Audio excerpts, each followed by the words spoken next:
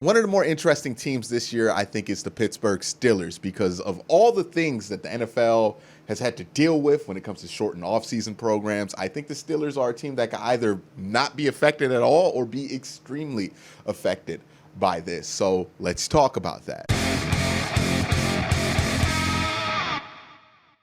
Real quick before this video starts, I want to make sure you guys hit that like button, hit that subscribe button, ding that notification bell so you can be notified when I upload. I'm going to be uploading a ton of training camp content and during the season a ton of AFC North content as well as Browns content. So if you want to make sure you are there when all that drops, hit that subscribe button and ding that notification bell so you don't miss a single thing. So speaking of the Pittsburgh Steelers, it seems like there is a massive wall around the gates of Heinz Field where they're having these practices. So I brought in somebody who's trying to sneak a peek within the cracks and get around there and tell us what's going on in Pittsburgh Steeler camp. You know who it is. It's Tony S. from AFC North Talk. Make sure you subscribe to that. Tony, how you doing today? Doing well, Quincy. Excited to talk Steelers. Aren't we all? So with the Steelers, I think one of the more interesting conversations about them when you talk about a specific player outside of Ben Roethlisberger, which we talked about, is Juju Smith-Schuster. Had a excellent first few years in the NFL, really good second year, and then this year you can blame it on bad quarterback play, you can blame it on all kind of things, but the fact of the matter is that he had a massive fall off to what he used to produce. So with Juju, one, are you confident that the issues last year were just due to the quarterback play? And two, are you confident he's going to be able to have a bounce back, seeing that he's still a number one receiver, which seemed to be a part of the problem last year?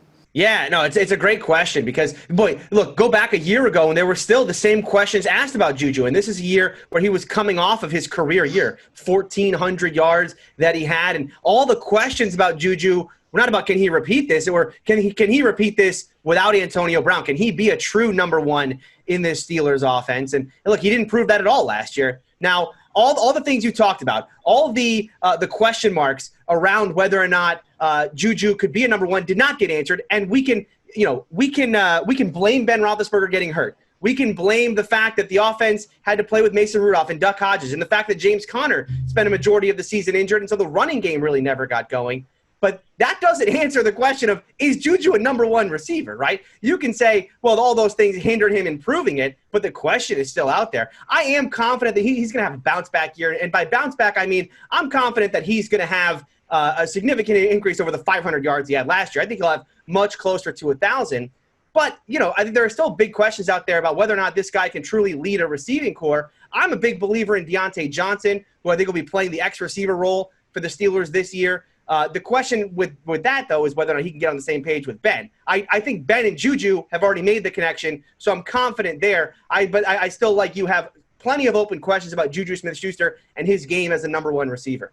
Yeah, it's going to be a lot of things that he has to answer for there because if you look at the skill set for Juju, it's not a traditional skill set for a number one wide receiver. Now, there are wide receivers that do have that skill set that are number ones. You got DeAndre Hopkins in Arizona now. You got guys like Anquan Bolden is somebody very much in the mode of a Juju Smith-Schuster. So it's not impossible that he could be a number one wide receiver. I'm just wondering, from anything that you've heard in camp, is it look like he's made that step in order to get there? Has he kind of shined throughout camp, or are we hearing about other receivers more? Certainly hearing about other receivers. I mean, we're hearing a lot about Chase Claypool, the Steelers' second-round pick out of Notre Dame. We're hearing basically he's on every single practice report. He's asked about in every interview, whether it's with an offensive player or anyone who's even remotely dealt with him on the defensive side. It's all about Claypool. With Juju, we haven't heard a lot. And you talked about kind of the Fort Knox atmosphere at Steelers camp, and I think a big question is, are they not talking about Juju because he's having a good or solid camp and they just don't want to bring him up, or are they not talking about him because he has been quiet? I did read the other day from Mark Caboli of The Athletic that Juju's had a decent camp, but when you compare this to what he did in previous years, certainly not as impressive. And so is that alarming? Certainly, but again, I like to do this. I want to see it before I can say it. So I'm not going to sit here and tell you I'm ready for Juju to have a disappointing year by any stretch. It's disappointing to me that he's not having as outstanding a camp as he did a year ago. But it's just training camp. It's just practice reports. When we get to week one, that's when we'll know about Juju and whether or not this guy is ready to prove it on the field. Yeah, and speaking of those other wide receivers, I think there's a bit of a log jam out there with the competition of young wide receivers that you have. You got Chase Claypool, who seems to be making a name for himself as a rookie. You got Deontay Johnson, the second-year guy who showed a lot of promise in his first year. You got James Washington, who had a little bit of a breakout last year. And we've heard the reports of Ryan Switzer. So how do you see that sorting itself out with that, second wide receiver conversation or just within that room itself? Yeah, well, I think what you're going to look for in Pittsburgh is for Deontay Johnson to play that X receiver, right, on his side of the offense. You look for Juju to be in the slot, and then you'll have James Washington on the other side. And I think that's how the Steelers are going to play it from a starter perspective. And then everyone else kind of, I think, comes in packages. So you'll certainly have packages for Claypool. And he's been, as I said, he's been the talk of camp. This is a guy who has the size and speed that you can't teach. The questions around him are all, does he have that kind of separation quickness that you need to get open at the NFL level? And then if he doesn't, and I certainly questioned that when he came out of coming out of Notre Dame, then it's okay. If he can't really get open, well, at least he can be a combat catch guy. Right, and that's something that James Washington excelled at camp and has excelled at even at the next level like you talked about, his quote-unquote breakout year last year in the NFL. So Claypool, I think, comes in for those situations where they want to kind of take the top off of defense, or maybe in the red zone when he could be more of a threat down there on some fade routes and some easier throws like that where he can beat defenders truly with his physicality. As far as Switzer and everyone else, there's been a lot of talk about Ray McCloud coming in. He was a free agent, brought in just a couple weeks back. He's had a nice camp as well. So I think the Steelers have a couple other guys. Switzer's going to work in as another kind of slot-ish receiver that has a good rapport with Ben Roethlisberger. Can he be more of a possession receiver, a guy on 3rd and 4 you can count on to make a catch? I've never believed in him as a run-after-catch guy, but can he be that sure hand on 3rd down? I think that's what the Steelers are hoping for. A question about, the whole situation with everybody dealing with these shortened off seasons. I think you have to make certain shortcuts. And one of the biggest shortcuts you can have is have personnel familiarity, which not a lot of teams have. The Steelers don't have their similar amount of personnel familiarity that they used to. Do you think that's going to become kind of a factor when it comes to the snaps of these wide receivers, that when it comes down to it, really only Juju and kind of Ryan Switzer have some experience and some rapport with Ben Roethlisberger? Do you think that's going to have an effect with how these targets are going to be divvied out at the beginning part of the season? I certainly do, yeah, and I think it's a great point because, boy, as Steeler fans, we can all get ourselves excited about the prospect of having Ben Roethlisberger play alongside a guy like James Washington, who did so well at parts of last year, to play alongside the Steelers' leading receiver in Deontay Johnson from a year ago. We get those things, and then Chase Claypool, this freak athlete coming out of Notre Dame, right? We can all get ourselves excited about that, but then we have to remember, look, Ben Roethlisberger takes time to get on the same page with these young guys, and he wants guys to be in certain spots. He has a way that he wants these guys to play receiver, and when he's going to the line and he's thinking about the certain route that they should run based on a coverage they're seeing, they both have to be on the same page. Like you said, we know Juju's going to be there. Maybe Ryan Switzer will be there. We'll see. But I think at the early portions of the year, look for Juju to be a big target. I also think look for Vance McDonald and Eric Ebron to be big targets. And don't forget, if we're talking about the Steelers passing game, James Conner is going to be a big part of that as well. He was that year after he took over for Le'Veon when he was healthy for the majority of the year. And, of course, Ben Roethlisberger was healthy for that entire season. Look for those 3 guys, Juju, Eric Ebron, and James Conner, to be your kind of leading receivers in the first couple weeks. And then hopefully, as the season goes along, Ben can build that rapport with guys like Washington and Johnson, maybe even Claypool, as this offense gets going midseason. Yeah, so let's kind of switch gears and talk about the offensive line here, because we know Ramon Foster, longtime guard for the Pittsburgh Steelers, retired this offseason. What's been the plan to kind of replace him, and how has that been going so far? So the plan right now is going to be to move right tackle Matt Filer, who was very good last year. He's going to move to guard, where the Steelers feel like he's even better. So while the Steelers needed him to be a right tackle last year, now they need him to. They feel like they can put him in a spot where he is actually at his best position, and that's left guard. So that so far has gone well, right? And Steven Wisniewski was brought in from the Kansas City Chiefs to potentially compete for that role. He said in his Zoom call the other day, look, I'm going to be the backup at this point, right? I mean, he basically gave up on any idea that he was going to be anywhere close to starting on that offensive line. And so then you have at the right tackle position, of course, a vacancy with Filer moving to guard. That's been a competition so far between Chuks Okorafor and Zach Banner. Now, the disappointing thing, and look, the Steelers have not dealt with injuries thus far through camp. They've dealt with a little bit here. Certainly not as much as the Cleveland Browns. But if there has been one disappointing aspect, it's that the Steelers really haven't gotten a great look at both of these guys because Chooks has been hurt for so much of camp. And so he's come back now, and that competition is underway. I think Chooks kind of had the lead early on in camp, but because Banner got those extra reps, now I think it's a much more open competition, and Tomlin's not ready to say which way they're going to go there on the offensive line. So we won't know, I think, who the starter is going to be till much closer to that opening Monday night against the New York Giants. Overall, though, I think the offensive line, look, I think it's going to be fine. This is still a group that's going to be led by guys like Marquise Pouncey at center, David DeCastro at guard, and then Alejandro Villanueva at left tackle. Filer's going to be a good guard. We'll see what happens at right tackle. But I think when you got 4 out of the 5 spots with proven starters in the NFL, it's a pretty good offensive line. So I got to ask you personally, how do you feel? Because that's a kind of sacrifice I haven't seen a lot of teams make, where they take somebody who's a solid right tackle or tackle and move them inside the guard. I've seen it happen the other way, but you personally, do you feel like that's a wise kind of sacrifice that they're going to be able to make up for that at tackle, that's where they want to go? Normally, I would tell you no, right? I think we all, tackles in this league are so much more valuable than guards, generally speaking, right? If you can play tackle, that is a much more valuable asset. But with Matt Filer in particular, I'll say yes, and here's why. You go back to last year's game, Steelers-Rams midseason.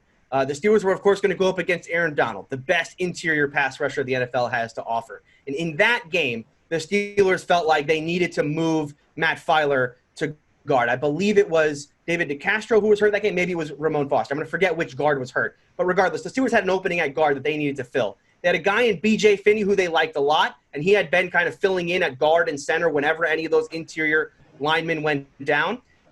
They felt like, let's move Matt Filer from tackle to guard and sit Finney on the bench. And so that's what they did. And then they played Chooks at right tackle. Went really well for them. Look, I'm not going to tell you that offense lit the world on fire in that game. It did not. I believe they scored 10 points, 17 total, but that came off of a fumble return for a touchdown. But it was a good experiment overall. Aaron Donald did not have a huge effect on that game. The Steelers went on to win it, and I think it proved the Steelers coaching staff correct in that Filer, while a good right tackle, can make an even better guard in this league. Okay. Speaking of the other guard position, I know David DeCastro's had a little bit of a injury-riddled camp. Not like he's gotten seriously injured, but he's been held out here and there. He just left practice while we're recording this video today early. What's going on with him? Is he going to be healthy for the start of the season?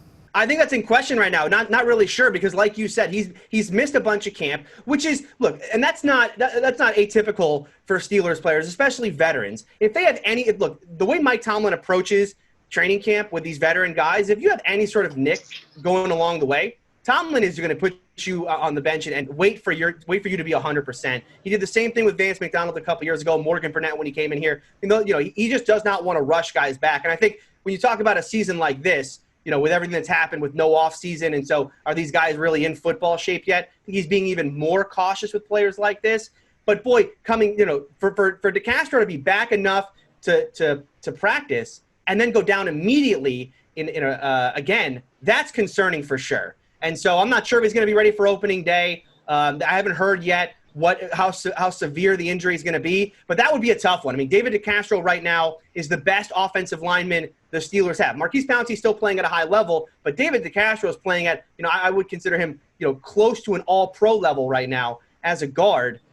So losing him would be a huge loss, and the Steelers really can't afford it on offensive line, where, like we already talked about, they're already having to replace their other guard, and they're moving their right tackle to do that. Doesn't leave you with a whole bunch of depth there. So how do you feel about come September, shortened amount of practices? You got a lot of changes going on in that offensive line. How do you feel about that offensive line, how they're going to hold up for the beginning parts of the season during September? Yeah, it's a good question. I'm not really sure. I think, look, for the early parts of the season, I'm worried about all parts of this offense, right? I'm worried about the offensive line and whether or not replacing, well, I mean, I don't know. Do you call it replacing 2/5 of that line? Because you are kind of replacing a left guard, but you're doing it with a guy who's already been a starter, and then you're replacing your right tackle. So you kind of are, right? And how much did those guys come together? Because so much of offensive line play in the modern NFL is about those guys communicating. Now, they're still going to have Pouncey, so they're still going to have their main communicator there.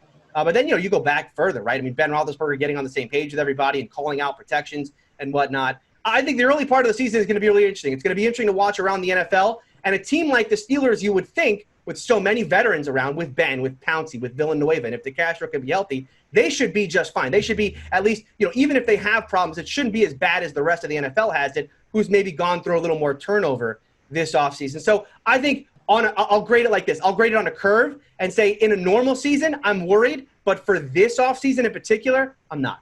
Okay. So I think another interesting thing about everything that's going on and how that's going to affect the NFL season is that I think there might be a specific type of team that might have a little bit of an edge when it comes to the early part of the season. I think teams that are able to run the ball and execute in that area very well because of the poor tackling that we see at the beginning of every season, I think it's probably going to be a little bit worse than normal. I think those are the teams that are going to be able to benefit. Given what the Steelers roster looks like, given what the strengths of their offense is specifically, it's Big Ben, it's the wide receivers, it's the tight ends.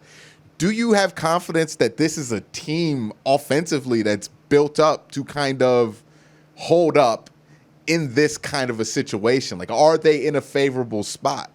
I don't think they are, not early in the season. I'm much more confident in the defense early on in the season, right? And when we talk about, what this team is going to look like early on, I think it's going to look a lot like where they ended this season. Well, I shouldn't say that because they lost 3 straight. Let's say they're going to look like a lot of who they were in the middle parts of the 2019 season, where they were winning games but doing it ugly. Right? And I think what I'm trying to say here is I think the Steelers are going to win, but win ugly early on. I don't think this is a team that's going to go out there and be lighting anybody up for sure. Right? I think Ben Roethlisberger, there's going to be a lot of excitement about watching him finally and watching him prove the doubters wrong.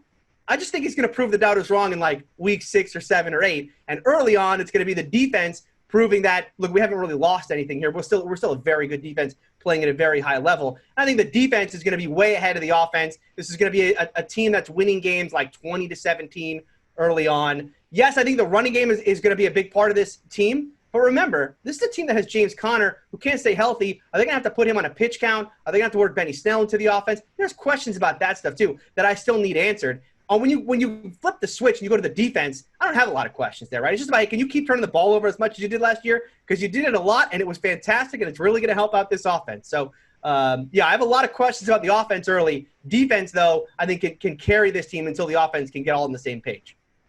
Yeah, well, we're going to find out soon enough, hopefully, knock on some wood, because September is literally days away. I cannot wait.